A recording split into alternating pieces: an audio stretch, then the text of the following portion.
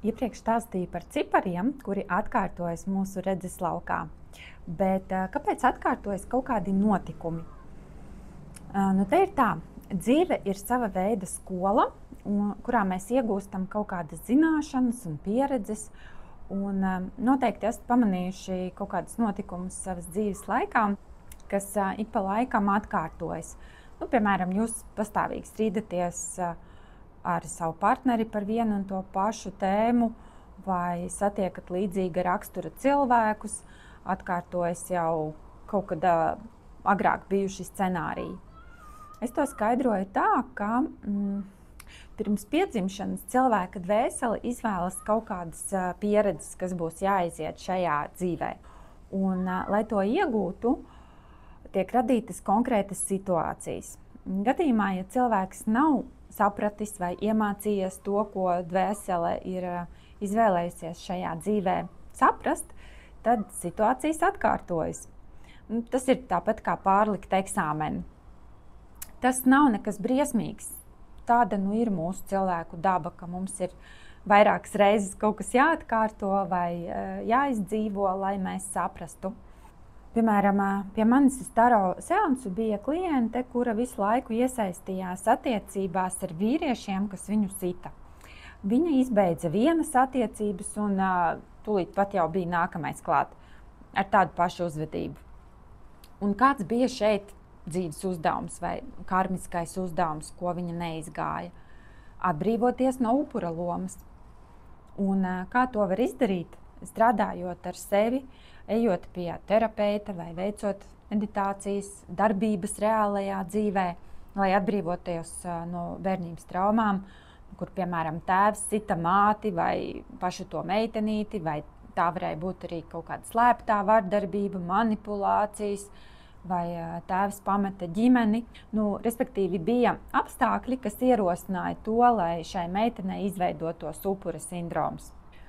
Visas šīs pieredzes ir vajadzīgas priekš garīgās un personīgās attīstības, jo, ja mēs atrodamies tādos absolūti komfortablos apstākļos, mēs nevaram attīstīties, jo attīstībai ir nepieciešama krīze.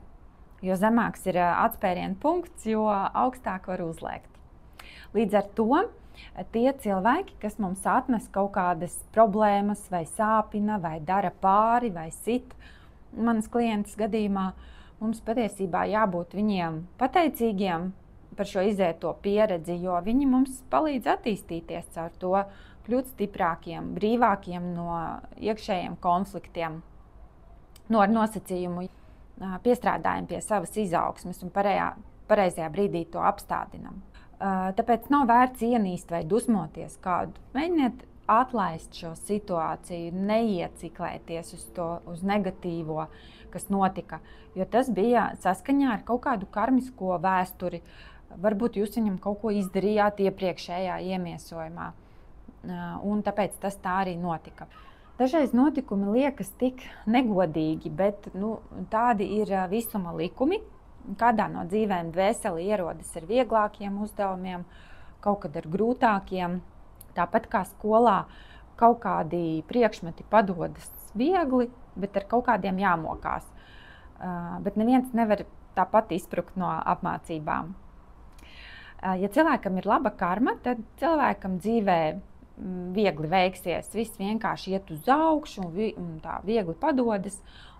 Kādam savukārt ir smagāka karma, un tad notikumi var būt diezgan traki. Grūta bērnība, grūti ģimenē, personīgajā dzīvē, grūti ar naudu un tā tālāk. Un ja kaut kad šie smagie scenāriji atkārtojas, tādā veidā mūsu pašu dvēseli mums vēlas atgādināt, ka mēs neesam izturējuši pārbaudi. Un katru reizi situācijas var palikt aizvien nopietnākas un var pat beigties ar kaut ko pavisam smagu, ar traumām, avārijām. Tāpēc mācamies dzirdēt sevi, analizējam notiekošo savā dzīvē, esam klātesoši, uzdodam sev vai taro kārtīm jautājumu, kāpēc tā notiek, kas man jāiemācās no šīs situācijas, ko darīt, lai pārtrauktu šo. Pirmais solis tātad ir, lai izietu karmisko uzdevumu, apzināties, kāda veida situācija atkārtojas ar mums atkal un atkal. Un otrkārt, uzņemties atbildību par notikušo, jo to ar savām izvēlēm esi atļāvis tam notikt. Un pēc tam, izprotot savu problēmu, var sākt veidot savas personīgās robežas. Dažreiz tas notiek ātri, tīpaši, ja urāns ieiet tavā zīmē, tas palīdz visu mainīt par 180 grādiem un ļoti strauji, bet dažreiz personīgo robežu veidošana jādara uzmanīgi, nesteidzoties. Un piefiksē progresu. Ir forši rakstīt dienas grāmatas. Nav obligāti katru dienu, bet tik pa laikam pierakstīt savas domas, atziņas, sajūtas. Rakstot notiek kaut kāda maģija un enerģijas darbojas pareizajā virzienā. Ir vieglāk salikt visu pa plauktiņiem, ieraudzīt, ka jā, tiešām šis scenārijs kādreiz bija un tagad ir neutralizēts. Un mazo uzvaru garša palīdzēs turpināt ar darbu ar sevi. Tātad atceries, viss, kas notiek, ir tavas dvēseles izvēles. Neatlaidīgi klausoties sevi, atskatoties uz savu dzīvi, kā tu sapratīsi, ka viss tomēr notiek uz labu. Viss ir bijis tavai izaugsmai. Un, ja vajag palīdzību saprast savas dvēseles uzdevumus vai rast atbildes uz kaut kādiem iekšējiem jautājumiem, droši raksti, paskatīsimies kārtīs.